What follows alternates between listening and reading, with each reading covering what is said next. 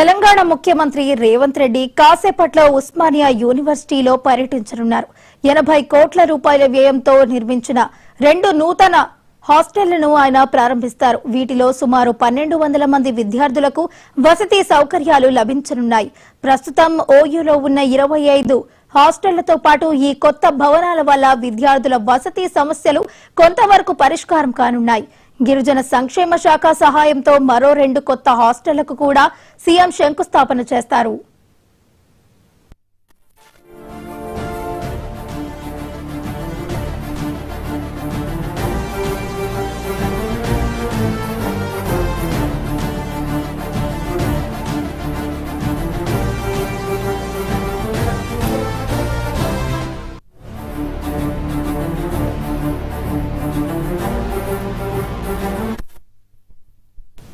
గత 20 ఏళ్లుగా ఏ ముఖ్యమంత్రి కూడా ఉస్మానియా విశ్వవిద్యాలయంలో పర్యటించలేదు. సీఎం హోదాలో తొలిసారి రేవంత్ రెడ్డి ఓయూకు వెళ్లనున్నారు.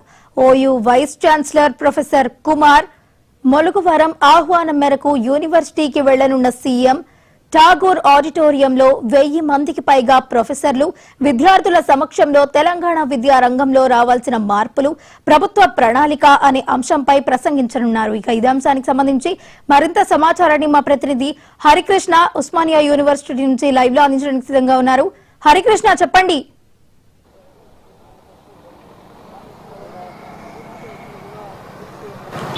మరికాసేపట్లో ముఖ్యమంత్రి రేవంత్ రెడ్డి ఉస్మానియా యూనివర్సిటీకి రానున్నారు. 80 కోట్ల వ్యయంతో కూడిన 2 హాస్టళ్లను ఆయన ప్రారంభించనున్నారు. అంతో పాటు 2 కొత్త హాస్టళ్లకు శంకుస్థాపన చేయనున్నారు. దాదాపుగా 10 కోట్ల వ్యయంతో కూడా లైబ్రరీ, రీడింగ్ రూమ్ అయితే ఆయన ప్రారంభించనున్నారు. అయితే 20 ఏళ్ల తర్వాత తెలంగాణ రాష్ట్రం ఏర్పడిన మొదటిసారి ముఖ్యమంత్రి హోదాలో ఉస్మానియా యూనివర్సిటీకి వచ్చి ఇక్కడ అభివృద్ధి పనులు శంకుస్థాపన చేయడంతో పాటు ఆయన ఒక సెమినార్లో అయితే ప్రసంగించనున్నారు. తెలంగాణలో విద్యారంగం మార్పులు సంబంధించిన అంశంపై ఆయన ఈ యొక్క ఉస్మానియా యూనివర్సిటీలో ఆయన ప్రసంగించనున్నారు. దాదాపుగా 20 సంవత్సరాల తర్వాత ముఖ్యమంత్రి హోదాలో ఇక్కడికి ఉస్మానియా యూనివర్సిటీకి వస్తున్న నేపథ్యంలో కూడా ఇక్కడ పోలీసులు భారీ బందోబస్తు ఏర్పాటు చేయడం జరిగింది. కొంతమంది బీఆర్ఎస్ విద్యార్థి విభాగానికి సంబంధించిన నేతలు కొంతమంది దీన్ని వ్యతిరేకిస్తున్న నేపథ్యంలో కూడా పోలీసులు భారీ బందోబస్తు ఏర్పాటు చేయడం అయితే జరిగింది.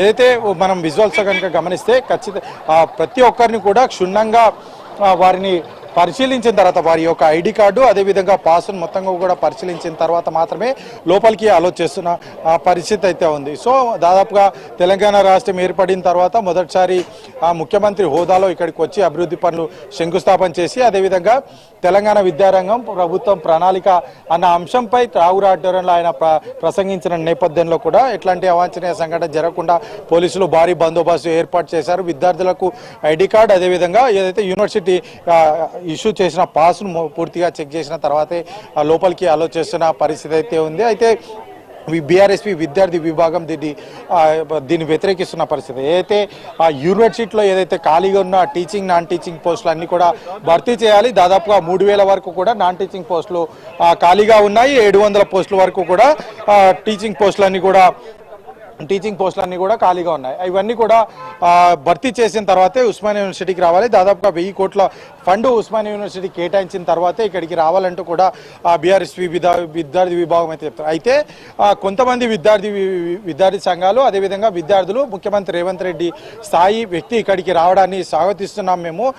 ఎందుకంటే ఇక్కడ స్థానికంగా విద్యార్థులు ఎట్లాంటి సమస్యలు ఎదుర్కొంటున్నారు, అదేవిధంగా విద్యార్థులు ఎట్లాంటి అంటే రీసెర్చ్కి సంబంధించి చాలా వరకు కూడా ఫెలోషిప్లు చాలా వరకు తక్కువగా ఉన్న పరిస్థితి. ఏదైతే జేఆర్ఎఫ్ అదేవిధంగా సిఎస్ఐఆర్ అదేవిధంగా ఆర్జేఎన్ఎఫ్ రీసెర్చ్ ఫెలోషిప్ తప్ప రాష్ట్ర ప్రభుత్వం నుంచి ఎట్లాంటి రీసెర్చ్ ఫెలోషిప్ రావడం నేపథ్యంలో కూడా ముఖ్యమంత్రి రేవంత్ రెడ్డి ఇక్కడికి రావడం పట్ల మేమంతా కూడా రీసెర్చ్ స్కాలర్స్గా ముఖ్యమంత్రిని కలిసి ఇక్కడ రీసెర్చ్కి సంబంధించి ఏ విధంగా జరుపుతున్నాము ఏంటి అనేది మొత్తంగా కూడా ఆయనకు వివరించి ఇక్కడ ఫెలోషిప్లు ఇచ్చే విధంగా మేము కోరుతామని చెప్పేసి కూడా కొంతమంది విద్యార్థులు చెప్తున్న పరిస్థితి అయితే ఉంది. అయితే నార్మల్గా ఏదైతే రీసెర్చ్లో భాగంగా చాలా వరకు కూడా చాలా అంశాలు కూడా మేము ఇట్లా సెమినార్లు ఏర్పాటు చేసి అక్కడ అంటే ఒక సమాజానికి కానీ అదేవిధంగా ప్రభుత్వానికి కానీ ఒక మెసేజ్ వచ్చే విధంగా అయితే చాలా సెమినార్లు ఏర్పాటు చేస్తాం. కానీ ఇది కార్యరూపం దాల్చాలి అంటే ఖచ్చితంగా రాజకీయ నాయకులు అవసరం. అదేవిధంగా ప్రభుత్వంలో ఉన్న మరీ ముఖ్యంగా ప్రభుత్వంలో ఉన్న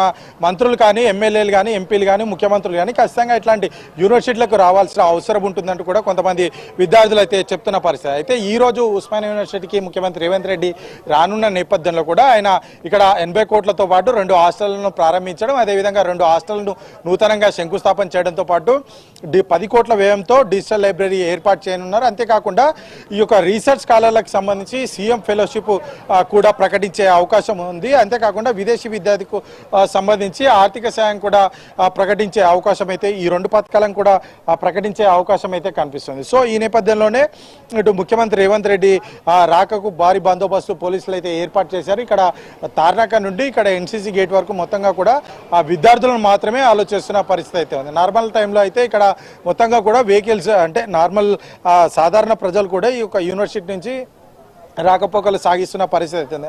అయితే ముఖ్యమంత్రి రేవంత్ రెడ్డి వస్తున్న నేపథ్యంలో కూడా ఈ యొక్క వారినందరూ కూడా అంటే ట్రాఫిక్ మొత్తంగా కూడా డైవర్ట్ చేసి అటు శివం రోడ్ నుంచి ఇటు నల్లకుంట అడిక్మేట్ తార్నాక వరకు కూడా ఈ రూట్లో మొత్తంగా కూడా ట్రాఫిక్ అయితే డైవర్ట్ చేసిన పరిస్థితి అవుతుంది. యూనివర్సిటీలో మాత్రం యూనివర్సిటీ విద్యార్థులను అదేవిధంగా రీసెర్చ్ స్కాలర్ నందుకు మాత్రమే ఆలోచిస్తున్న పరిస్థితి అయితే ఉంది. ముఖ్యమంత్రి రేవంత్ రెడ్డి రాక నేపథ్యంలో కూడా పోలీసులు భారీ బందోబస్తు ఏర్పాటు చేశారు. ఎలాంటి అవాంఛనీయ సంఘటన జరగకుండా ముందస్తు చర్యల భాగంగా భారీ బందోబస్తు ఏర్పాటు చేసి విద్యార్థులను మాత్రమే లోపలికి దాదాపుగా 1000 మందితోటి ఈ యొక్క టవర్ ఆడిటోరియంలో సెమినార్ జరుగుతున్న నేపథ్యంలో కూడా అక్కడికి విద్యార్థులను ప్రొఫెసర్లను మాత్రమే అలో చేస్తున్న పరిస్థితి అయితే కనిపిస్తుంది. కొంత ఉద్రిక్తత వాతావరణం కూడా నెలకొందని చెప్పవచ్చు. కొంతమంది విద్యార్థి సంఘాలు కొంత ఆపోజ్ చేస్తున్న నేపథ్యంలో కూడా కొంతమంది స్వాగతిస్తున్న నేపథ్యంలో ఇట్లా ఇరు వర్గాల మధ్య కొంత అంటే ముఖ్యమంత్రి రేవంత్ రెడ్డిని అడ్డుకుంటామని చెప్పేసి కొంతమంది చెప్పడం, సాధిస్తున్నామని కొంతమంది చెప్పిన నేపథ్యంలో కూడా పోలీసులు ముందస్తు చర్యలో భాగంగా భారీ బందోబస్తు ఏర్పాటు చేశారు. మరి కాసేపట్లో ముఖ్యమంత్రి రేవంత్ రెడ్డి ఉస్మానియా యూనివర్సిటీకి రానున్నారు. దాదాపుగా 80 కోట్ల వ్యయంతో ఈ యొక్క 2 హాస్టల్ని అయితే ప్రారంభించుతున్నారు. అయితే 20 ఏళ్ల తర్వాత ముఖ్యమంత్రి హోదా వ్యక్తి ఉస్మానియా యూనివర్సిటీకి రావడాన్ని మేము స్వాగతిస్తున్నామంటూ కూడా వారంతా కూడా చెప్తున్న పరిస్థితి అయితే ఉంది. ప్రధానంగా ప్రతి ఒక్క స్టూడెంట్ దగ్గర వారందరినీ కూడా వారి యొక్క ఐడి కార్డు అదేవిధంగా పాసులు చెక్ చేసిన తర్వాతనే వారి అందరినీ కూడా లోపలికి అలో చేస్తున్న పరిస్థితి. అయితే ఒక విధంగా ఇది కొంత రాజకీయానికి అంటే ప్రభుత్వానికి సంబంధించి ప్రభుత్వ కార్యక్రమం చేసినా కానీ సరే కొంతమంది వ్యక్తులు ఈ యొక్క అంశాన్ని ముఖ్యమంత్రి రేవంత్ రెడ్డి ఉస్మానియా యూనివర్సిటీకి రావడాన్ని రాజకీయ కోణంలో కూడా కొంత రాజకీయ వ్యక్తులు అయితే రాజకీయ నాయకులు చూస్తున్న పరిస్థితి అయితే ఉంది. అయితే ఎందుకంటే దాదాపుగా 20 సంవత్సరాల తర్వాత ముఖ్యమంత్రి హోదాలో ఉస్మానియా యూనివర్సిటీకి రావడం, దాదాపుగా 10 సంవత్సరాల నుంచి కూడా ముఖ్యమంత్రి గత ప్రభుత్వ హయాంలో పనిచేసిన ముఖ్యమంత్రి ఇప్పటి వరకు కూడా ఉస్మానియా యూనివర్సిటీకి వచ్చి ప్రసంగించకపోవడానికి కొంత రాజకీయ కోణంలో కూడా చూడొచ్చు. చెప్పండి హరికృష్ణ. అయితే ఒకవైపు ఇటు రేవంత్ రెడ్డి ఉస్మానియాకు వస్తుంటే కూడా ఇటు బీఆర్ఎస్ విద్యార్థి విభాగం అయితే నిరసనలకు ప్లాన్ చేస్తున్నట్టు కూడా తెలుస్తుంది. దానికి కారణాలు ఏవై ఉండొచ్చు?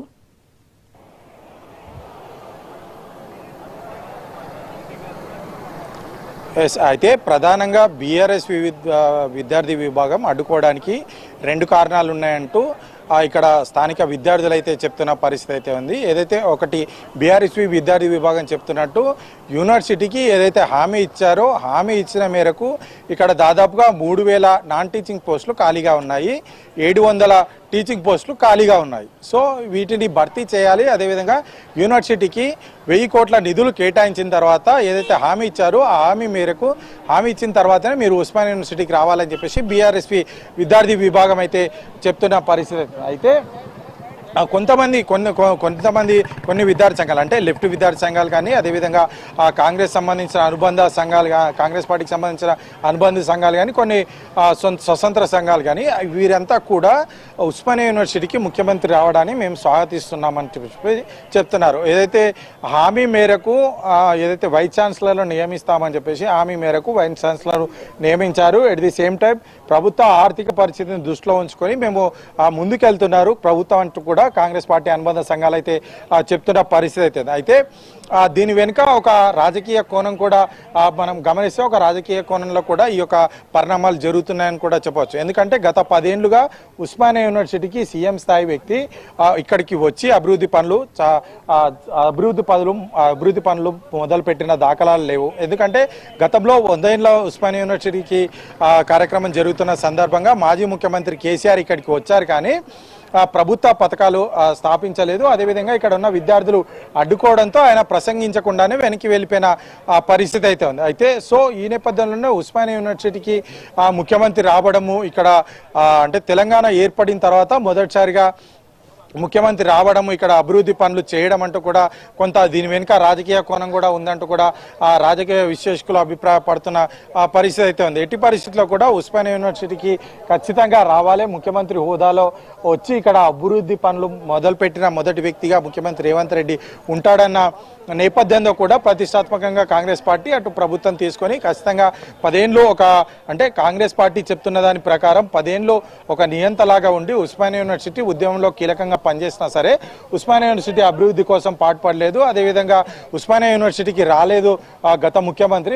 ఈ నేపథ్యంలో ఖచ్చితంగా ఇక్కడికి ముఖ్యమంత్రి రేవంత్ రెడ్డి వస్తాడు, వచ్చి ఇక్కడ అభివృద్ధి పనులు స్టార్ట్ చేస్తారు. అదేవిధంగా మా ప్రభుత్వం ఉస్మానియా యూనివర్సిటీకి ఏదైతే హామీ ఇచ్చిందో ఆ హామీకి కట్టుబడి ఉందంటూ కూడా కాంగ్రెస్ పార్టీ విద్యార్థులంతా కూడా చెప్తున్న పరిస్థితి ఉంది. దీని ఒక రాజకీయ కోణంలోనే రాజకీయ పార్టీలు అయితే చూస్తున్నాయి, కానీ విద్యార్థి సంఘాలు మాత్రం ఏదైతే యూనివర్సిటీకి ఇచ్చిన హామీలు ఏవైతే ఉంటాయో హామీలు నెరవేర్చాలి, హామీలు నెరవేర్చిన తర్వాతే రావాలని కొన్ని విద్యార్థి సంఘాలు చెప్తుంటే హామీలు ప్రభుత్వ ఆర్థిక పరిస్థితి దృష్టిలో పెట్టుకుని ఒక్కొక్కటిగా ముందుకు తీసుకెళ్తాము. అంతేకాకుండా ఒక సెమినార్ నిర్వహిస్తున్నాం కాబట్టి ఈ సెమినార్ ద్వారా అంటే రీసెర్చ్ ద్వారా ఏదైతే రిపోర్టు అంటే రీసెర్చ్ కాలకు సంబంధించిన డాక్టరేట్ సంబంధించి రీసెర్చ్ ఉంటుందో ఆ రీసెర్చ్ మొత్తంగా కూడా ఒక మెసేజ్ ఇవ్వడానికి చాలా వరకు కూడా రీసెర్చ్ జరుగుతుంటాయి. గత ఉమ్మడి ఆంధ్రప్రదేశ్లో చాలా వరకు కూడా చాలా అంశాలపైన విభిన్న అంశాలపైన కూడా రీసెర్చ్ జరిగి అందులో భాగంగా సెమినార్లు పెట్టిన పరిస్థితి ఉండే.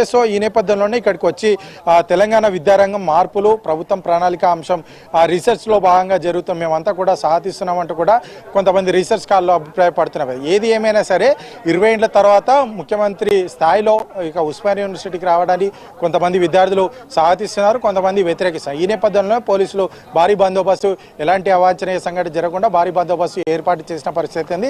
ఇప్పుడే ముఖ్యమంత్రి రేవంత్ రెడ్డి కూడా ఈ యొక్క పనులకు అంటే ఏదైతే ఉస్మానియా యూనివర్సిటీకి చేరుకున్నట్టుగా అయితే సమాచారం అందుతుంది. మరి కాసేపట్లో ఆయన ఈ యొక్క 80 కోట్ల వ్యయంతో అభివృద్ధి పనులకు అయితే ప్రారంభం చేయనున్నారు. మరి కాసేపట్లో టావర్ అడ్డారంలో తెలంగాణ విద్యారంగం ప్రభుత్వం ప్రణాళిక అంశంపై ఆయన ప్రసంగించనున్నారు. Right, thank you Harikrishna.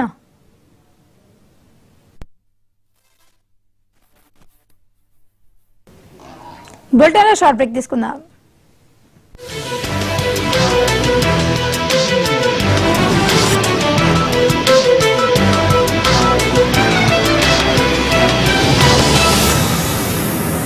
Office నుంచి బయలుదేరాను. ఏమైంది? నడు నొప్పిగా ఉంది. ఆరు ఆరు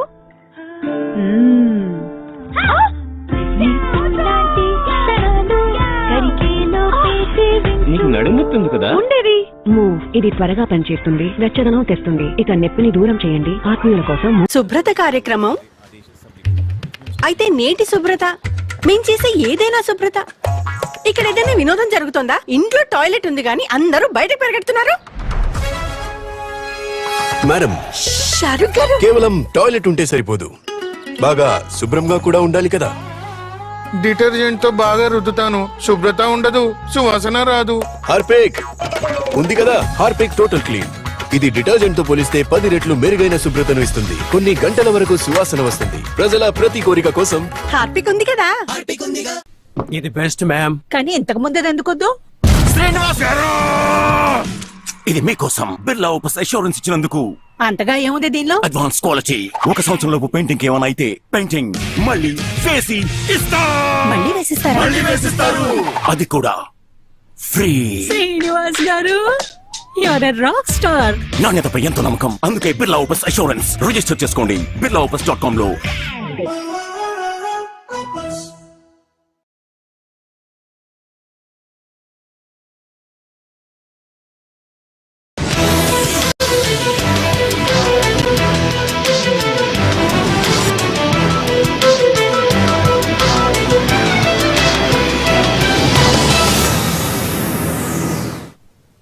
వెల్కమ్ బ్యాక్.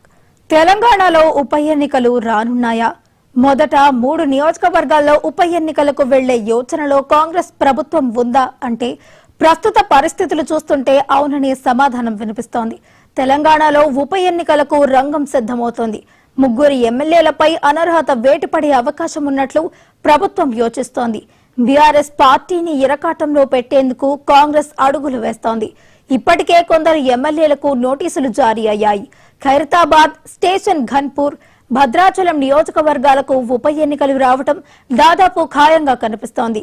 కాంగ్రెస్ ఈ 3 స్థానాల్లోనూ గెలిచి బీఆర్ఎస్ ను రాజకీయంగా దెబ్బతీయాలని యోచిస్తోంది.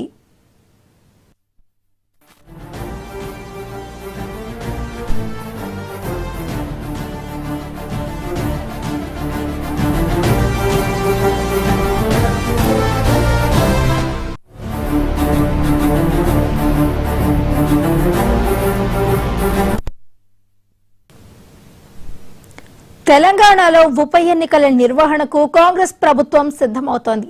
బీఆర్ఎస్ పార్టీ నుంచి కాంగ్రెస్ లో చేరిన ఎమ్మెల్యేలపై అనర్హత వేటు వేసే యోచనలో ఉంది. పార్టీ మారిన 10 మంది ఎమ్మెల్యేలకు స్పీకర్ నోటీసులు జారీ చేశారు. ముఖ్యంగా దానం నాగేందర్, కడియం శ్రీహరి, తెల్లం వెంకట్రావులపై వేటుపడే అవకాశాలు ఎక్కువగా ఉన్నాయి. ఈ 3 ఎమ్మెల్యేలు ప్రాతినిధ్యం వహిస్తున్న ఖైరతాబాద్, స్టేషన్